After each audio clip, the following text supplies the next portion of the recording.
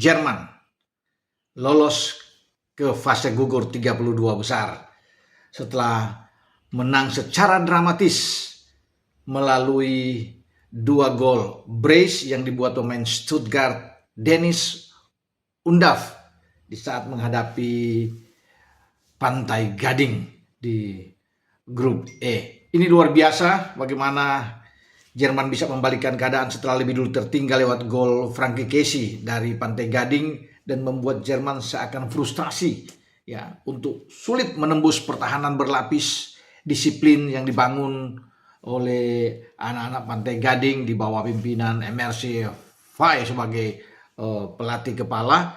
Dan sebelum ada 2 gol dari Undav memang terasa sulit sekali karena bagaimana pemain-pemain dari Pantai Gading ini bermain dengan rapat, lebih dalam, bahkan dengan 5-4-1 meninggalkan Boniface di depan, Ahmad Diallo dan Diomande sebelum ditarik keluar itu bermain membantu lini tengah yang dikomandoi oleh Kapten Frankie Kessie di sana, Dianghara yang bermain juga baik, Kuali, dan di belakang Okbadau bersama dengan Wilfried Singo ya bermain juga Odilon di belakang, ada Fofana di bawah Mistar, semua pemain Pantai Gading ya, tampil dan sulit bagi Jerman untuk bisa masuk ke kotak penalti sebelum ada 3 pergantian yang saya pikir ini luar biasa. Keputusan yang sangat baik dilakukan oleh pelatih Jerman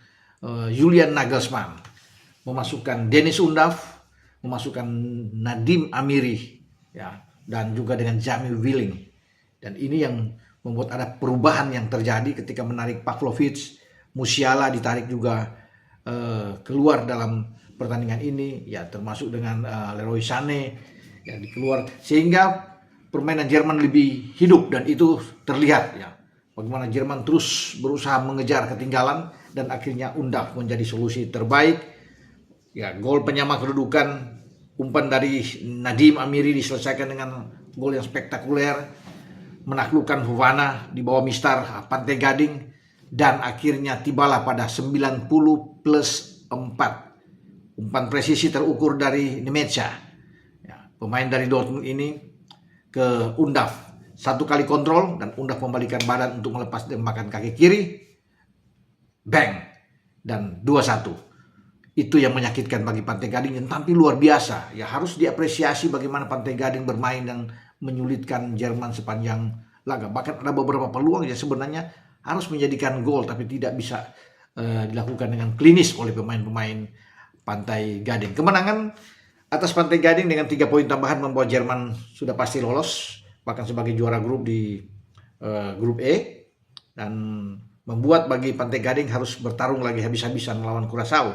Pantai Gading sudah menang melawan Ekuador 1-0, tapi di saat bersamaan ada kejutan. Curaçao yang dipukul Jerman dengan 7-1 di laga pertama mampu mengimbangi Ekuador, bermain imbang 0-0. Ini membuat peluang bagi Curaçao ini bisa lolos kalau dengan catatan mereka harus bisa mengalahkan Pantai Gading. Pantai Gading butuh imbang saja sudah lolos, paling tidak sebagai peringkat ketiga terbaik. Dan Ekuador ya masih punya peluang juga asal mengalahkan Jerman untuk bisa mengejar peringkat ketiga terbaik.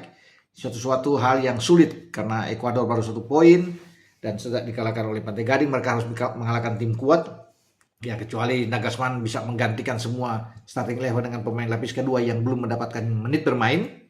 Ini mungkin bagi Ekuador ada peluang terbuka, tapi tetap Jerman tentunya tidak akan memberikan kemenangan walaupun mereka sudah lolos. Jerman tetap akan berusaha untuk mengatasi pertandingan paling tidak dengan imbang atau bahkan bisa memenangkan seluruh pertandingan di grup mereka. Dan dengan kemenangan ini saya rasa menjadi sesuatu yang manis ya bagi Jerman, karena 2 edisi sebelumnya kita tahu Jerman tuh kalah di 2018 di Rusia, 2022 kita bermain di Qatar, Piala Dunia, semua mereka kalah di fase grup. Menyedihkan memang, tapi sekarang Nagelsmann membawa Jerman untuk lolos ke babak 32 besar. Nah, dalam bersamaan juga Belanda menggilas habis Swedia dengan 5-1. Fantastis Belanda, tim oranye ini yang berada di grup F dan membuat Belanda sekarang memimpin klasemen karena pertandingan pertama bermain 2-2 dengan Jepang. Sementara Jepang ini luar biasa juga, tidak mau ketinggalan. Jepang habis-habisan untuk bisa mengalahkan Tunisia dengan 4 gol yang membuat mereka sekarang ada di peringkat kedua. Dan bagi Jepang, saya pikir mereka pasti lolos. Ya, pertandingan terakhir memang melawan Swedia. Swedia juga sudah memenangkan pertandingan ketika mereka melabrak habis Tunisia dengan 5 gol yang membuat pelatih Tunisia Sabri Lamouchi dipecat.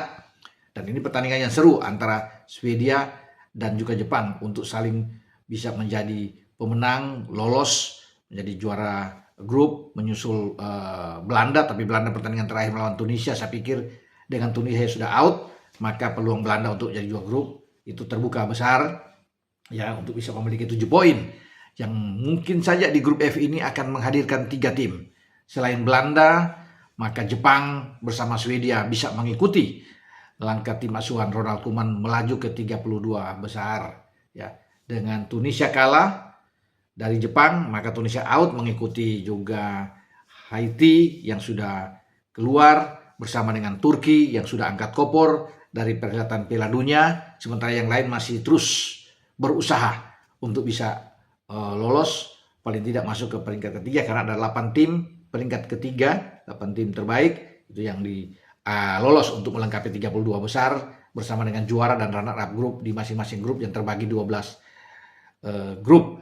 Piala Dunia semakin seru, semakin sengit, banyak cerita-cerita yang menarik yang berlangsung. Kita akan menunggu lagi kejutan demi kejutan yang bakal terjadi nantinya. Apakah Cape Verde bisa lolos, atau bahkan Curaçao juga bisa lolos, atau Kongo bisa lolos. Tim-tim yang sebelumnya dianggap kurang begitu oke tentunya karena dianggap sebelah mata ya, karena dengan peringkat yang jauh, tapi sekarang ada warna tersendiri yang dilakukan oleh tim-tim tersebut, mengagetkan semua. Cape Verde bisa menahan Spanyol, Kongo bisa menahan Portugal, itu kan suatu hal yang luar biasa. Apalagi tadi saya bilang dengan Curaçao di luar dugaan menahan Ekuador, salah satu tim kuat dari Amerika Latin. Kalau melihat mereka digebuk habis oleh Jerman, memang langkah mereka untuk bisa mendapatkan 1 poin itu yang disambut dengan luar biasa oleh kubu Curaçao, dan pantas mereka harus berpesta, tapi mereka tetap harus fokus, konsentrasi dalam laga terakhir di grup menghadapi Pantai Gading, karena Pantai Gading berusaha tentunya untuk bisa mengamankan posisinya dengan meraih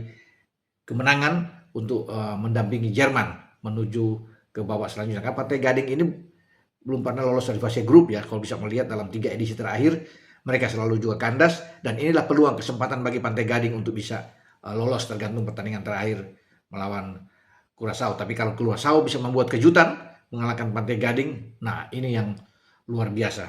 Bisa saja Pantai Gading out di saat nantinya mereka cuma mendapatkan 3 poin dari kemenangan melawan Ekuador. Nah, kita akan tunggu untuk pertandingan-pertandingan selanjutnya. Dengan saya Bung Ropan.